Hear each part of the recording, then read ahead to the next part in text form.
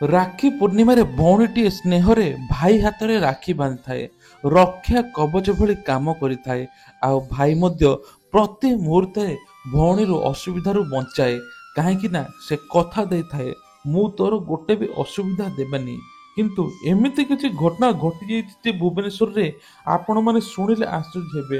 ଗୋଟେ ଭଉଣୀ ଭାଇ ସହିତ ଏମିତି କିଛି ଘଟିଗଲା, ସାରା ଅଞ୍ଚଳ ଏବେ ସ୍ତବ୍ଧ ହୋଇଯାଇଛି। ଆଉ ସମସ୍ତେ ଏବେ ପୁରା ଚୁପ୍ ବସିଛନ୍ତି, କିଛି ବି କରିପାରୁନାହାନ୍ତି। ଶେଷରେ ଏମିତି କଣ ହେଲା ଆପଣମାନେ ଶୁଣିଲେ ଆଶ୍ଚର୍ଯ୍ୟ ହେବେ। ତେବେ ପ୍ରତିବର୍ଷ ଭଉଣୀ ଭାଇକୁ ରାକ୍ଷୀ ବାନ୍ଧେ। ଭାଇ ମଧ୍ୟ ବିଦେଶରୁ ଆସି ଭୁବନେଶ୍ୱରରେ ପହଞ୍ଚେ ଏବଂ ଭଉଣୀକି କଥା ଦିଏ, ଭଉଣୀ ମୁଁ ସିନା ବାହାରେ ରହୁଛି, କିନ୍ତୁ ତୋର ଗୋଟିଏ ବି ଅସୁବିଧା କରିବାକୁ ଦେବି ନାହିଁ। ମୁଁ ତୋର ରକ୍ଷା କବଚ, ତୋର ଯାହା ବିପଦ ଆସିବ ମୁଁ ହିଁ ଢାଲ ପରି ସହିଯିବି। ଆଉ କୌଣସି ଗୋଟିଏ ମୁହୂର୍ତ୍ତ ବି ତତେ ମୁଁ ଦୁଃଖୀ ଦେଖିବାର ଦେବିନି। କିନ୍ତୁ ଏମିତି ଭଉଣୀ ସହିତ ହେବ ଯେ ଭାଇ କେବେ ସ୍ୱପ୍ନରେ ଭାବିନଥିବ, ଆଉ ଭାଇ ମଧ୍ୟ ସେଇଆ ହିଁ କରିଦେବ, ଯାହା ସାରା ଅଞ୍ଚଳକୁ ଏବେ ସ୍ତବ୍ଧ କରିଦେଇଛି। ସମସ୍ତେ ଏବେ ଚୁପ୍ ବସିଛନ୍ତି, ଆଉ ରାକ୍ଷୀ ପୂର୍ଣ୍ଣିମା ମଧ୍ୟ ଅଧାରୁ ବନ୍ଦ ହୋଇଯାଇଛି। ବାପା ମାଙ୍କ ପାଦ ତଳୁ ମାଟି ଖସି ଯାଇଛି, ଜେଜେ ଜେଜେମା ମଧ୍ୟ କାନ୍ଦୁଛନ୍ତି। ତେଣୁ ଭିଡ଼ିଓଟିକୁ ଆରମ୍ଭ କରିବା ପୂର୍ବରୁ ଆପଣମାନେ ଯଦି ପ୍ରଭୁ ଜଗନ୍ନାଥଙ୍କ ଭକ୍ତ, ପ୍ରଭୁ ଜଗନ୍ନାଥଙ୍କୁ ନିଜ ଆରାଧ୍ୟ ବୋଲି ଭାବନ୍ତି, ଭିଡ଼ିଓଟିକୁ ଲାଇକ୍ କରି କମେଣ୍ଟରେ ଜୟ ଜଗନ୍ନାଥ ବୋଲି ଲେଖିଦିଅନ୍ତୁ। ତେବେ ଖୋର୍ଦ୍ଧା ଜିଲ୍ଲାର ଭୁବନେଶ୍ୱରରେ ପୋଖରୀପୁଟରେ ତାଙ୍କ ଘର। ବାପା ମା ଏବଂ ଗୋଟିଏ ପୁଅ ଗୋଟିଏ ଝିଅ, ବେଶ ହସ ଖୁସିରେ ଚାଲନ୍ତି ପରିବାର। ବାପା ତାଙ୍କର ଟିଚର ଆଉ ମା ତାଙ୍କର ହାଉସ ୱାଇଫ। ମା ଘର ଦ୍ୱାର କାମ କରନ୍ତି, ବାପା ଡେଲି ସ୍କୁଲକୁ ଯାଆନ୍ତି। କୋଳେଇ କାଖି ବଡ଼ କଲେ ପୁଅ ଝିଅଟିକୁ। ଆଉ ଝିଅ ମଧ୍ୟ ପାଠ ପଢ଼ିଲା, ପୁଅ ମଧ୍ୟ ପାଠ ପଢ଼ି ବାହାରେ ଚାକିରି ମଧ୍ୟ କରୁଛନ୍ତି। ବାହାରେ ବାଙ୍ଗାଲୋରରେ ପୁଅ ଭଲ ଚାକିରି କରୁଛନ୍ତି, ସଫ୍ଟୱେୟାର ଇଞ୍ଜିନିୟର ଦେଖି ବାପା ମା ବହୁତ ଖୁସି ଅଛନ୍ତି। ଆଉ ଏପଟେ ଭଉଣୀ ଜଣକ କମ୍ପ୍ୟୁଟର କ୍ଲାସରେ ମ୍ୟାନେଜମେଣ୍ଟ କରୁଛନ୍ତି, କାହିଁକି ନା ତାଙ୍କୁ କମ୍ପ୍ୟୁଟର ଉପରେ ବହୁତ ନଲେଜ ଅଛି। ସେ ପ୍ରକୃତରେ ସବୁଦିନ କମ୍ପ୍ୟୁଟର କ୍ଲାସ ଯାଆନ୍ତି, ପିଲାମାନଙ୍କୁ ପଢ଼ାନ୍ତି। ଭଉଣୀ ମଧ୍ୟ ଆଗକୁ କହିଥିଲେ ଯେ ମୁଁ ଆଗକୁ ଚାକିରି କରିବା ଲକ୍ଷ୍ୟ ରଖିଛି, କିନ୍ତୁ ମୁଁ ଯେଉଁ ଲାଇନରେ ଯିବି ସେଇ ଲାଇନରେ ଭାଇ ଯଦି ମିଳିବ ମୋତେ ତୁ କହିବୁ। ଭାଇ କିନ୍ତୁ ସେଇଠି ଚାକିରି କରୁଥାଏ, ନୂଆ ନୂଆ ଯାଇଥାଏ, ବର୍ଷେ ହୋଇନି। ଆଉ ଏଇ ବର୍ଷ ସିଏ ଭାବିଥିଲା ମୁଁ ଭୁବନେଶ୍ୱର ଗଲେ ଭଉଣୀ ମୋ ହାତରେ ରାକ୍ଷୀ ବାନ୍ଧିବ। ଭଉଣୀ ମଧ୍ୟ ଅପେକ୍ଷା କରି ବସିଥିଲା। ଶେଷରେ ଏମିତି କିଛି ଘଟିଗଲା ଯାହା ବାପା ମା ମଧ୍ୟ ଦେଖି ଆଶ୍ଚର୍ଯ୍ୟ ହେଇଯାଉଛନ୍ତି। ପ୍ରତିଦିନ ଭଳି ଯେତେବେଳେ ସରିତା ଉଠେ ସକାଳୁ, ଠାକୁରଙ୍କୁ ପୂଜା ଧୂପ କରେ ଏବଂ ନିଜ କ୍ଲାସରେ ବାହାରିଯାଏ, ପିଲାମାନଙ୍କୁ ପାଠ ପଢ଼ାଏ। 12ଟା ବେଳେ ଦିନରେ ଆସେ, ଘରେ ରୋଷେଇ ଫୋଷେଇ କରେ, ଆଉ 4ଟା ବେଳେ ନିଜ ଘରେ ଟିଉସନ ମଧ୍ୟ କରେ। ଆଉ ସେପଟେ ଭାଇ ମଧ୍ୟ ନୂଆ ନୂଆ ଚାକିରିକି ଯାଇଥାଏ, ବର୍ଷେ ହେବ। କିନ୍ତୁ 6 ମାସ ହେଲାଣି ଭାଇ ଘରକୁ ଆସିନି। ରାକ୍ଷୀ ପୂର୍ଣ୍ଣିମାରେ କଥା ଦେଇଥିଲା ଘରକୁ ଆସିବ। ବାପା ମା ମଧ୍ୟ ଅପେକ୍ଷା କରିଥିଲେ ତାଙ୍କ ପୁଅ ସୋନୁ ଆସିବ। କିନ୍ତୁ ଏମିତି କଣ ଘଟିଗଲା? ବାପା ମା ଡେଲି ପୁଅକୁ କୁହନ୍ତି, ପୁଅରେ 6 ମାସ ହେଲାଣି ଆସିନୁ। ସେପଟେ କୁହନ୍ତି ପୁଅ, ମା କାମରୁ ସିନା ଫୁର୍ସତ ମିଳିଲେ ମୁଁ ଯିବି, ଆଉ କଣ ପାଖ ବାଟ ହୋଇଛି, ମୁଁ ତ ଗଲେ ମୋର 5 ଦିନ ଛୁଟି ଦରକାର। ସେଇ ସମୟରେ କହୁଛନ୍ତି ହଉ ଠିକ ଅଛି, ଏଥର ରାକ୍ଷୀରେ ଆସିବୁ, ଭଉଣୀଟି ଅପେକ୍ଷା କରିଛି, ଜାଣିଛୁ ନା ନାହିଁ। ସେଇ ସମୟରେ ପୁଅ କହିଲେ ହଁ ମୁଁ ଯିବି, ଯେମିତି ହେଲେ ତା ପୂର୍ବ ଦିନ ଯାଇ ପହଞ୍ଚିବି।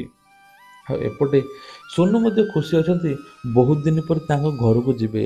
5 ଦିନ ପାଇଁ ଲିଭ୍ ଆପ୍ଲିକେସନ ଦେଇଛନ୍ତି ଅଫିସରେ। ଆଉ ଆଗୁଆ କହିଥିଲେ ମୁଁ ରାକ୍ଷୀ ପୂର୍ବ ଦିନ ହିଁ ଯିବି। ଅଫିସରେ ମଧ୍ୟ ରାଜି ହୋଇଥିଲେ। ସୋନୁ କଣ କଲେ ନା ସିଧା ଟ୍ରେନରେ ବସିଲେ, ଆଉ ଟ୍ରେନରେ ବସି ଆସୁଥାନ୍ତି ତାଙ୍କ ଘରକୁ।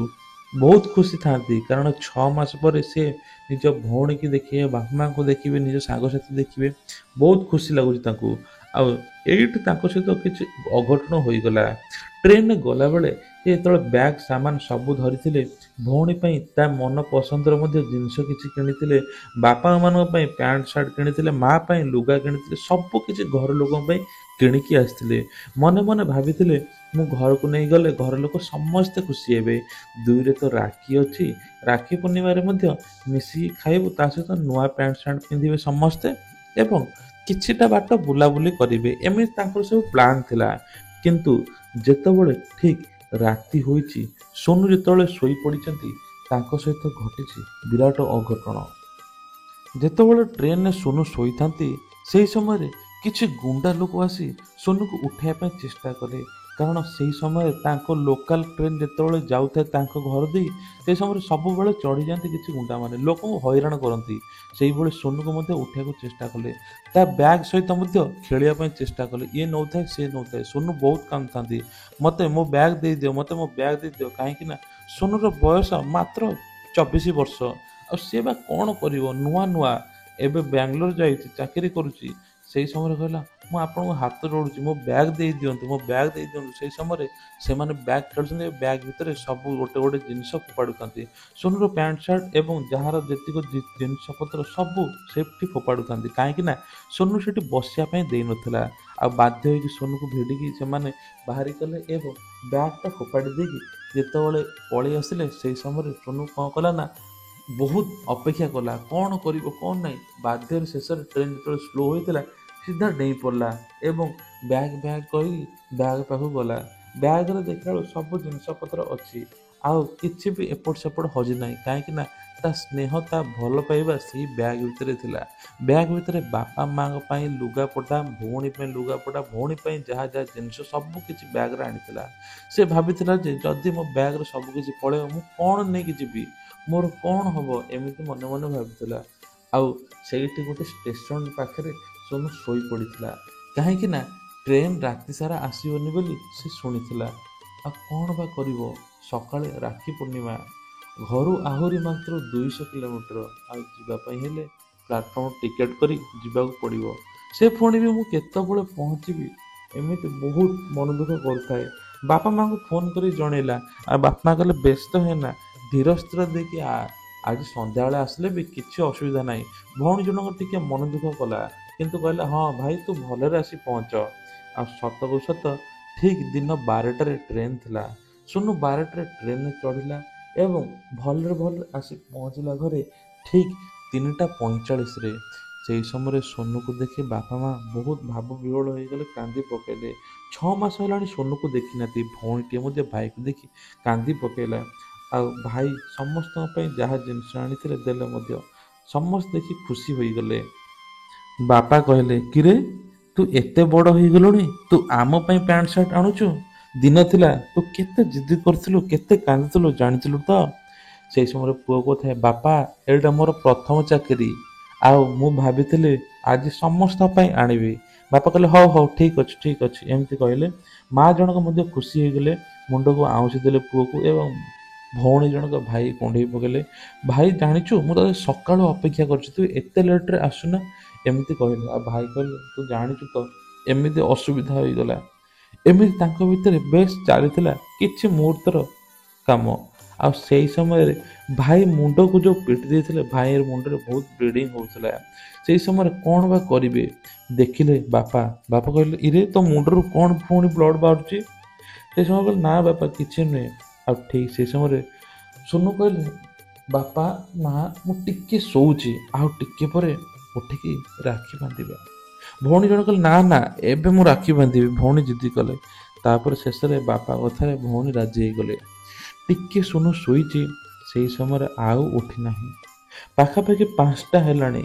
ଭଉଣୀ ଜଣକ ଅପେକ୍ଷା କରୁଛି, ଭାଇ ବୋଲି ଡାକୁଛି। ମା ବାପା ଡାକୁଛନ୍ତି ସୋନୁ ଉଠ, କିନ୍ତୁ ଆଉ ଉଠିବାର ନାହିଁ। ଯେତେ ପାଣି ଛିଞ୍ଚିଲେ ଆଉ ଉଠୁନାହାନ୍ତି। ଆଉ ବାପା ମା ବହୁତ ବ୍ୟସ୍ତ ହୋଇଗଲେଣି। ମୁଣ୍ଡରେ ଟିକେ ବ୍ଲିଡ଼ିଂ ହେଉଥିଲା କିନ୍ତୁ ତ ବନ୍ଦ ହୋଇଯାଇଛି।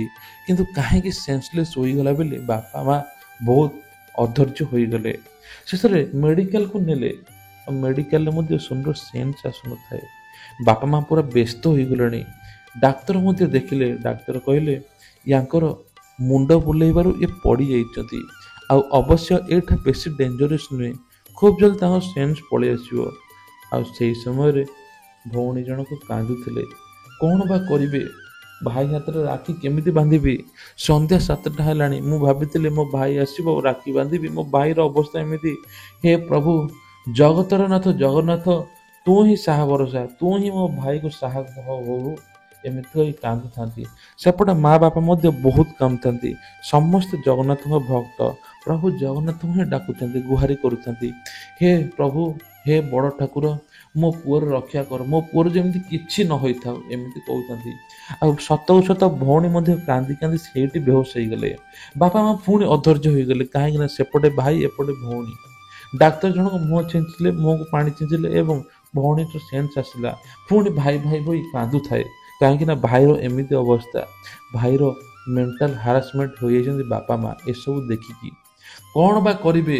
एते समय हेलानी तार सेन्स आसुनी, आहरी भय लागिलानी सतरे कौन होइजिवो कि एमिति मने मने भाबुथांती, किंतु सतरे प्रभु जगन्नाथ ही समर्पित देइछन्ति। प्रभु जगन्नाथ ही सब किछि छाड़ी देइछन्ति। हे प्रभु जगतर नाथ जगन्नाथ तू ही साहा भरोसा, प्रभु मो जीवन पछे नहीं जा, मो पुओ जीवन केबे भी ने ना, मो पुओ जीवन सब बेल पई फेरई दे प्रभु। एमती कहि बहुत कामथांती आ सतरे प्रभु जगन्नाथ कृपारू भाई जनकर सेन्स आसला।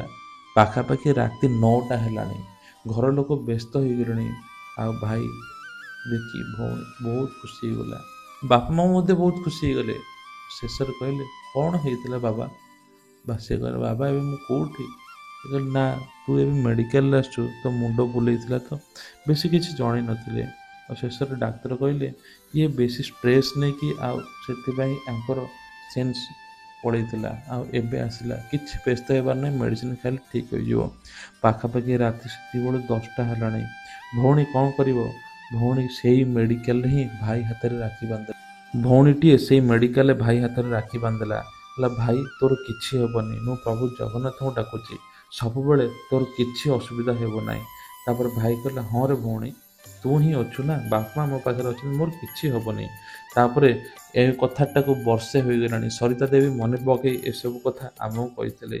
आज भाई भौणी बापा माँ बहुत खुशी अच्छा। यार भितर भौणीर बाहागर हो गलानी। भाई चाकरी प्रति 6 मास को थरे आसे, बापा माँ पाखे रुहे, तापर राखी पूर्णिम थरे आसे। यही स्टोरीटा देखी कांदी पकईले सरिता देवी। आज प्रभु जगन्नाथ कृपारू मो भाई भल अच्छे, मो परिवार भल अच्छी। तेणु मनर भक्ति थाई जदि प्रभु जगन्नाथ को डाकिबा ना, केबे भी से निराश करिवे नहीं। ये थिला तांकर अनुभूति। जदि आपनर किछि अनुभूति अछि निश्चिंत आम सहित शेयर करिवे। जय जगन्नाथ।